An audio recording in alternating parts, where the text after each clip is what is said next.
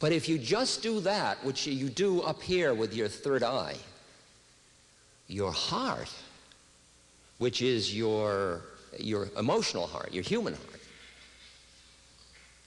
says, what kind of an insensitive, callous person are you? Because if you're only up here, somebody trips in front of you, you say, karma.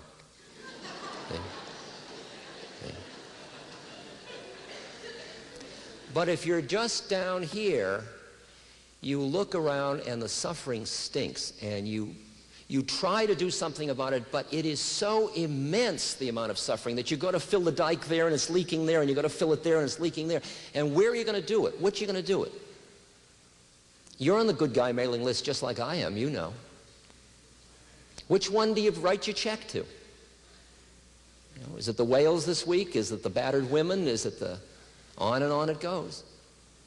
Nicaraguans, Guatemalan refugees, who is it? There's the paradox. The paradox is that suffering is part of the plan of it all, and suffering stinks. And as a human being, you do what you can to end suffering because of the compassionate nature of your heart. At the same moment, you know that it's perfect, including your wanting to get rid of it. Can you hear that? It's a far-out relationship, and it's important because if you don't have that balance and you try to help people, you will burn out. There's no doubt about it. Because you can't do it. You can't do enough. Every time you got to do this one, that one.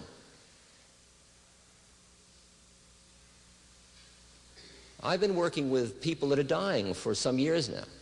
And I must tell you that while I wouldn't lay suffering on anybody, I have sat with people that are suffering incredibly with various kinds of cancer and other kinds of physical conditions. And I will tell you that I have watched people with egos that are like cinder blocks. They're so heavy and thick and busy with themselves and their self-pity and their anger and their And I've watched the suffering eat away and eat away and eat away and eat away. And then I've watched, it's like the shell cracks. And it's like the spirit is born. And I see them often very close to death, and they're like great, wise, spiritual beings. And I didn't think there was a chance of a snowball in hell that person was ever going to come up for air spiritually in this lifetime. And the suffering was what did it, and yet I would never lay the suffering on them. The interesting question is, who did? And the answer, as Emmanuel points out, and that feels very valid to me, intuitively, is that the suffering I'm having, I laid on myself. I am the creator, and I am the created. I designed my game, and now I'm living it out.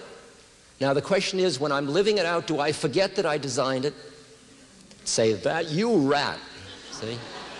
Then another part of you says, yes. I want to complain. All right. It's an incredible dialogue, and it's a dialogue inside ourselves. And what stretching is required to embrace that incredible paradox.